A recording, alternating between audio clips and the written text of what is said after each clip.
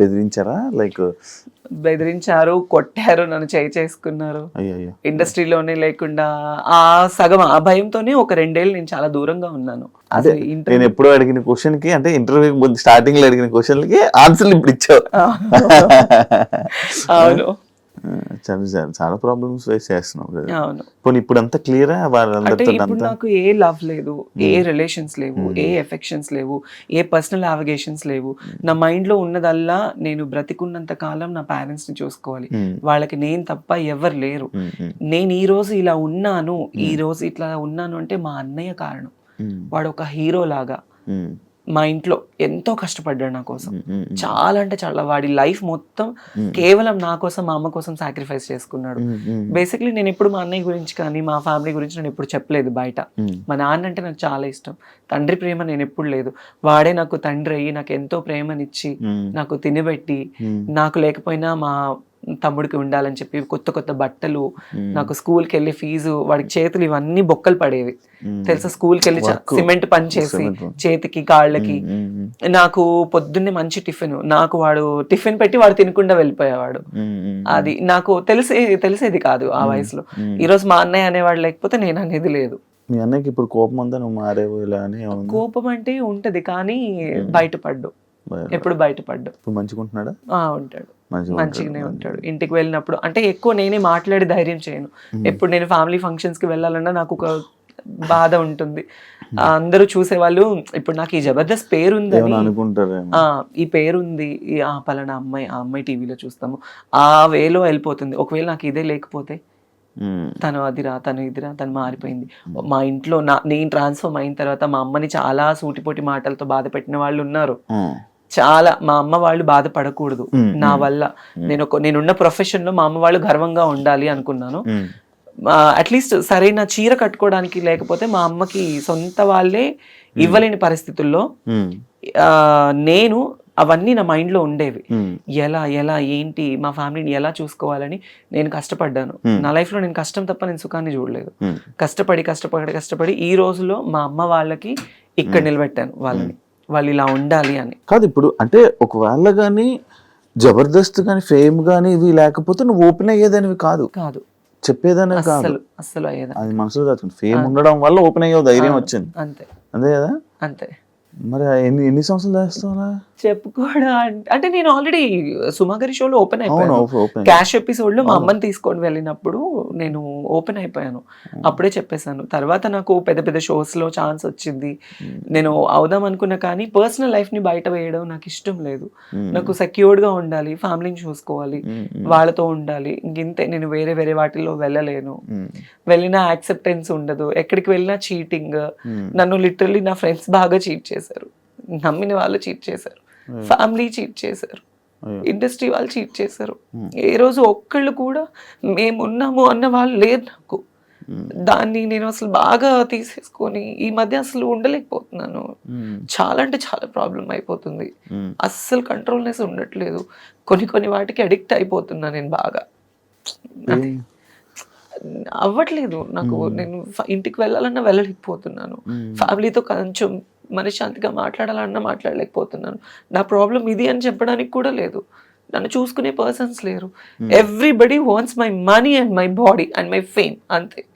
They don't need any affections. అరే వాళ్ళకి ఒక మనసు ఉంటుంది అనేది కూడా ఎవరు లేరు. ఇప్పుడు చాలా మంది అనుకోవచ్చు, నీకేమి బయట షోస్ చేస్తున్నావు, తిరుగుతున్నావు, నీకు చాలా మంది ఫాలోయింగ్. అఫ్ కోర్స్ నాకు ఫాలోయింగ్ ఉంది, నాకు ప్రపోజ్ చేసిన వాళ్ళు ఉన్నారు, నాకు వెంట తిరిగిన వాళ్ళు ఉన్నారు. వాళ్ళు ఏ రోజు వచ్చి మనకు ఒక ముద్ద అన్నం పెట్టరే, మన ఫ్యామిలీని చూసుకోరే. సో వద్దు, ఇక ఇప్పటి వరకు పడింది చాలు. ఇప్పటి నుంచి అన్నా కొద్ది గొప్ప ఫ్యామిలీని చూసుకోవాలి. ఈ లవ్కి కానీ నేనైతే ఒక మాట అందరికీ చెప్పాలనుకుంటున్నాను, లవ్ అనేది చాలా ట్రాష్ ఈ రోజుల్లో. తెలిసి వాళ్ళ దగ్గరికి వెళ్ళి వాళ్ళ ప్రేమని మనం తీసుకొని డబ్బు పరంగా మోసపోయి మన ప్రాణాలు పోగొట్టుకొని అంత అవసరం లేదు. మంచోళ్ళు చెడ్డోళ్ళు మన కన్నా తల్లిదండ్రులే బెటర్. ఎందుకంటే కడుపులో నుంచి వచ్చిన బిడ్డని పోగొట్టుకోలేరు కదా ఎవరు. అది మన దగ్గర ఉన్నా లేకపోయినా చచ్చిపోతే పారేస్తారు వాళ్ళు, బయట వాళ్ళు ఎవరు పారేరు. కన్నా తల్లిదండ్రులే అరే నా బిడ్డ అన్న ఒక ఇదితో పారేస్తారు, బయట వాళ్ళు ఎవరు పారేరు. తెలియని ఈ టైంలో ఈ లవ్ అఫెక్షన్స్ కి దగ్గర అయిపోయి లైఫ్ ని పాడు చేసుకోవద్దు ఎవరు.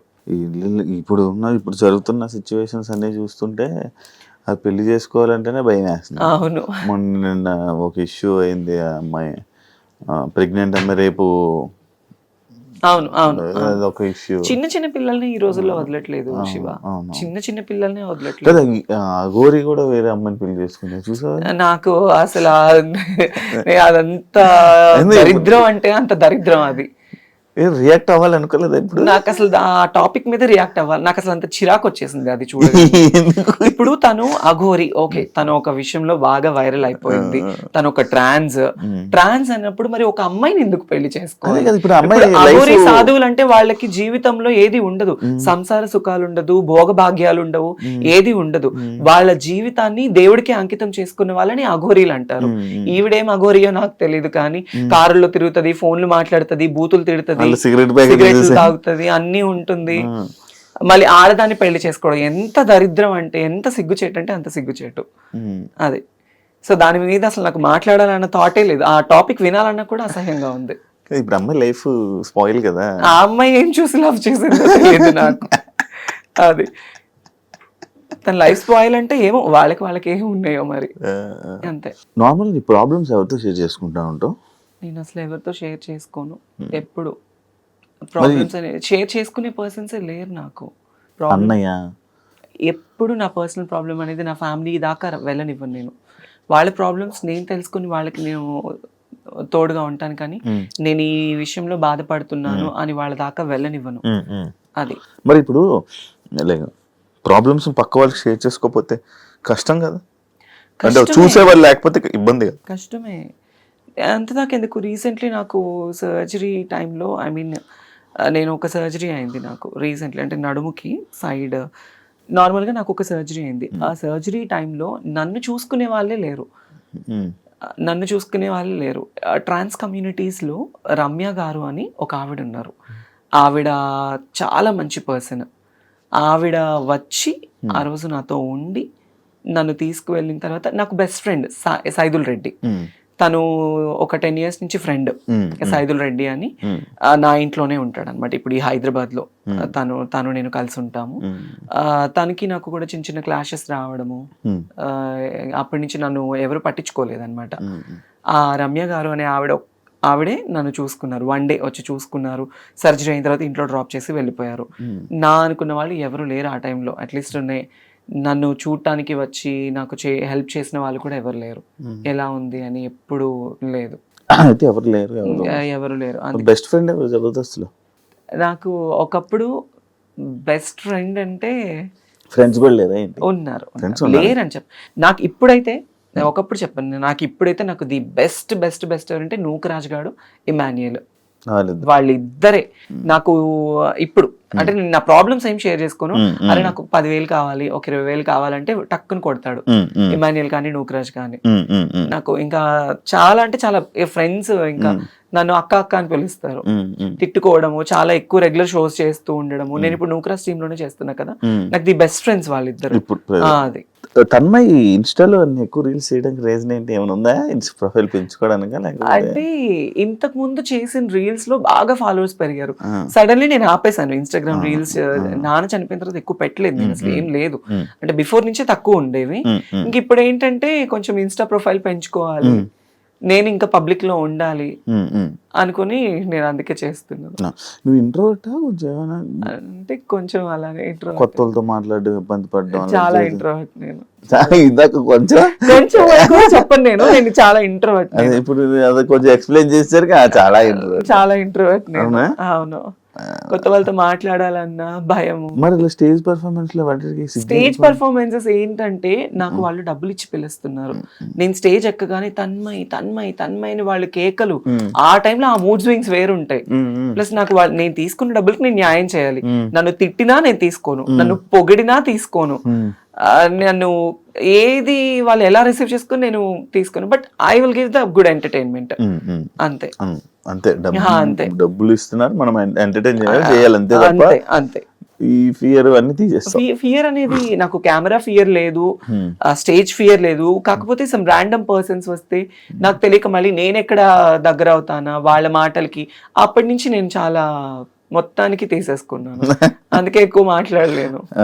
కాదు ఇప్పుడు జాబ్ బాగానే చదువుకుంటావు, టాపర్ అని చెప్పవు, అన్ని చేసావు, మరి జాబులు ట్రై చేయడం అలాంటివి ఏం చేయలే? అంటే నాకు తెలియని వయసులో నాకు ఇండస్ట్రీ ఛాన్స్ వచ్చింది. ఇండస్ట్రీలో ఒకసారి వస్తే బయటికి వెళ్ళడం కష్టం అంటారు. చెప్పాను కదా నీకు స్టార్టింగ్ లోనే, ఇది ఒక అడిక్షన్ అని. రెడ్ కార్పెట్, నేను చిన్నప్పుడు పైన హెలికాప్టర్ వెళ్తుంటేనే 10 బజార్లు పరిగెత్తేదాన్ని, అది చూడాలి చూడాలి చూడాలి చూడాలి అని.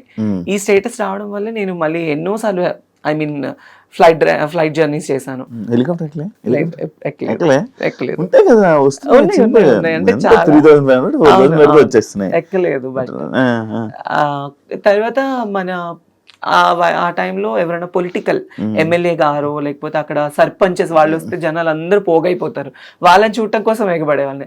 అదే నాకు ఇండస్ట్రీలో ఛాన్స్ రావడం వల్ల నేను బయటకు వెళ్తే నా కోసం ఎగబడుతున్నారు. That's I'm so blessed because of Mallemala TV and Jabardasth. ఇండస్ట్రీలో ఉన్న ప్రతి ఒక్కరు బ్లెస్డ్ ఆఫ్ కోర్స్ ఇలాంటి విషయంలో, ఆఫ్ కోర్స్. దానివల్ల బట్ కాకపోతే ఇది ఎంతకాలం ఉంటుంది ఏంటి అనేది మాత్రం చెప్పలేము. దీపం ఉన్నప్పుడే ఇల్లు చక్క పెట్టుకోవాలంటారు. కాబట్టి నేను ఈ లైమ్ లైట్ లో ఉన్నప్పుడే నేను ఒక ఇల్లు కట్టుకోవాలి. దీపంలో ఉన్నప్పుడు మిగతా వాళ్ళు ఇల్లు చక్క పెట్టావు, అందరికి చక్కబెట్టి నా దీపాన్ని ఆపుకుంటున్నాం. అదే ఓన్లీ ఇప్పుడు ఇల్లు గుంటూరులో ఇల్లు అవన్నీ కట్టుకున్నాం కాబట్టి ఓకే. హైదరాబాద్ లో కొనుక్కోవా? హైదరాబాద్ లో అంటే చాలా ఫ్యామిలీ బర్డెన్స్ ఉన్నాయి ఇప్పుడు. అవన్నీ క్లియర్ అయిన తర్వాత ప్లాన్ చేసుకుంటాను. పిల్లలు ఉన్నారు, ఆడపిల్లలు 2 మా అన్నయ్యకి. వాళ్ళకి మంచి ఒక బాబు ఉన్నాడు, వాళ్ళకి మంచి స్టడీ ఇవ్వాలి.